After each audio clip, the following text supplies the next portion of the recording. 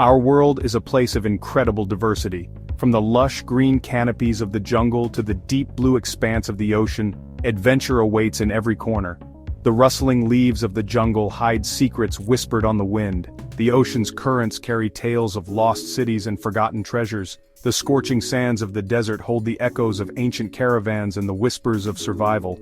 High above it all, mountain peaks pierce the clouds, their slopes home to creatures who dance with the wind. Each habitat teems with life, a tapestry of unique creatures, each with its own story to tell. These are stories of courage, determination, and the bonds that unite us all. Join us as we journey alongside a brave lion, a curious dolphin, a soaring falcon, and a clever fox. Their adventures will take us from the highest peaks to the deepest depths, reminding us of the beauty and wonder of our natural world. Aslan the lion cub was restless. The dry season had parched the watering hole his pride relied on, leaving cracked earth baking under the relentless sun. The elders spoke of a hidden spring, a secret oasis untouched by the drought, but its location was lost to time. Aslan, eager to prove his worth, decided to find it. His father, the alpha lion, cautioned him. "The journey is fraught with danger, young one. Be careful." But Aslan was determined. He gathered his courage, bowed his head in respect to the elders, and set off into the unknown. The jungle was a symphony of sounds around him. Brightly colored birds flitted through the canopy, their calls echoing through the trees. Aslan ventured deeper, the air growing thick and heavy with the scent of damp earth and exotic blooms. He knew the dangers of the jungle. He had seen the stealthy jaguars melt into the shadows and heard the chilling calls of unseen predators in the night. Yet he pressed on, his resolve unwavering. He had to find the hidden spring for the sake of his pride. Aslan's journey led him to a troop of monkeys swinging through the trees. They were a mischievous bunch, their chatter and laughter echoing through the jungle. Aslan approached cautiously, knowing their playful nature could quickly turn into trouble. "Greetings." Aslan called out, his voice strong despite his young age. The monkeys stopped their chattering and turned to him, their eyes full of curiosity. "You're a long way from home, little lion," one said, his voice dripping with amusement. Aslan explained his quest, his voice filled with urgency. The monkeys, touched by his plight, agreed to help. They led him through a maze of vines and tangled undergrowth, their nimble bodies effortlessly navigating the dense jungle. Finally, they arrived at a clearing. In the center stood an enormous tree, its branches reaching towards the heavens like outstretched arms. At its base, Aslan could see the glimmer of water. The monkeys had led him to the wise old elephant, the keeper of the jungle's secrets. Far away, in the turquoise embrace of the ocean, a young dolphin named Echo frolicked in the waves. Echo wasn't content with the usual dolphin games. He longed for adventure, for stories of sunken cities and forgotten treasures. One day, while exploring a secluded cove, he stumbled upon something incredible. A glint of gold caught his eye, shimmering beneath a coral archway. It was a necklace, encrusted with barnacles and ancient script, but undeniably precious. Echo knew he had stumbled upon something special, a relic from a time long gone. Determined to uncover its secrets, he set off on a quest to find the source of the necklace. His journey led him through vibrant coral reefs teeming with life. Schools of fish, a kaleidoscope of colors, parted as he swam through, their scales shimmering like a million tiny jewels. Echo, despite his playful nature, knew the ocean held dangers too. He had seen the shadows of sharks patrolling the reef's edge and felt the sting of a jellyfish's tentacles. Section 5. The Glowing Depths. Guided by instinct and a thirst for adventure, I dove deeper. The sunlight faded, replaced by an ethereal glow emanating from bioluminescent creatures. They pulsed and flickered in the darkness, illuminating the ocean floor with an otherworldly light. Amongst the glowing anemones and phosphorescent algae, Echo spotted something looming in the darkness. It was a shipwreck, its wooden hull decayed and encrusted with barnacles, but still retaining a hint of its former grandeur. Echo, his heart pounding with excitement, carefully navigated the wreckage. And pottery adorned with faded images of a long-lost civilization. Swords rusted with time.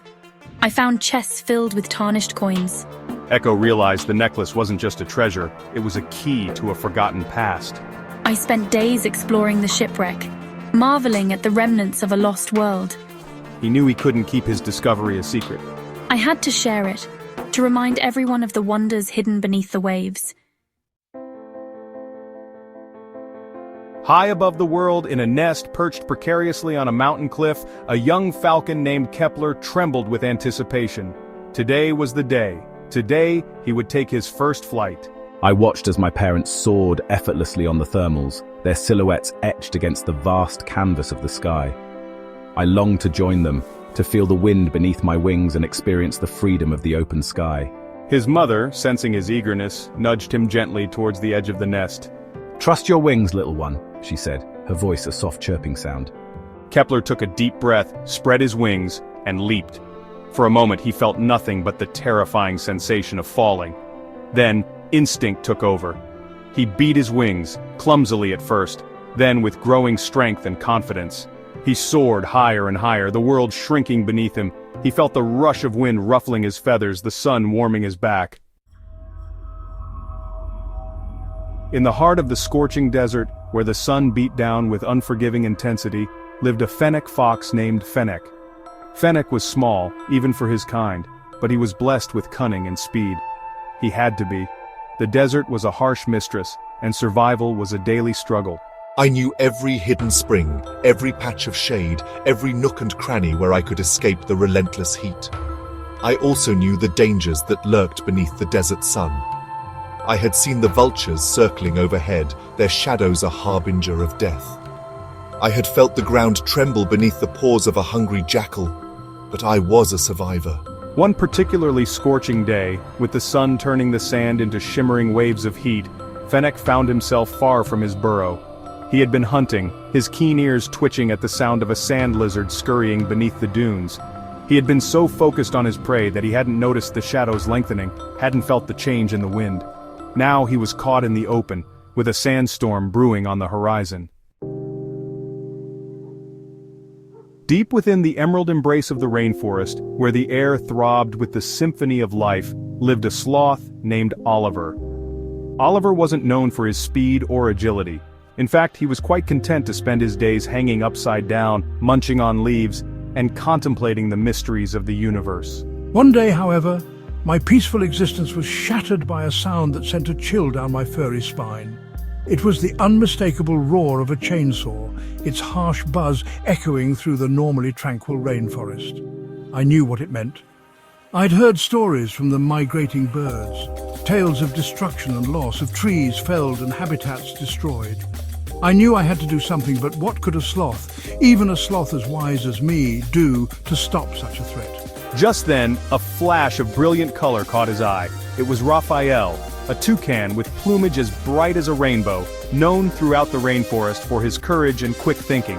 "They're back, Oliver," he said, his voice a low whistle. "The loggers, they're tearing down everything." Oliver, despite his usual slow and deliberate nature, knew this was a time for action. "We have to stop them, Raphael," he said, urgency lending his voice uncharacteristic speed.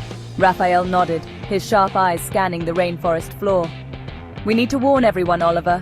We need to unite the rainforest if we're going to stand a chance." And so began the most unusual alliance the rainforest had ever seen. Oliver, with Raphael as his voice and guide, rallied the creatures of the rainforest. They spread the word, from the highest treetops to the deepest burrows, uniting creatures big and small in a common cause. The monkeys used their knowledge of the canopy to create diversions, their chattering and shrieks confusing the loggers. Parrots and macaws, their feathers a riot of color, flew over the loggers, dropping seeds and nuts on their heads, their calls of protest echoing through the trees. Even the insects joined the fight, ants swarming over the loggers' equipment, their tiny bites a nuisance that grew into a deterrent. The loggers, overwhelmed by the sheer determination and ingenuity of the rainforest's inhabitants, soon realized they were fighting a losing battle. They retreated, their chainsaws falling silent, leaving the rainforest to its rightful protectors.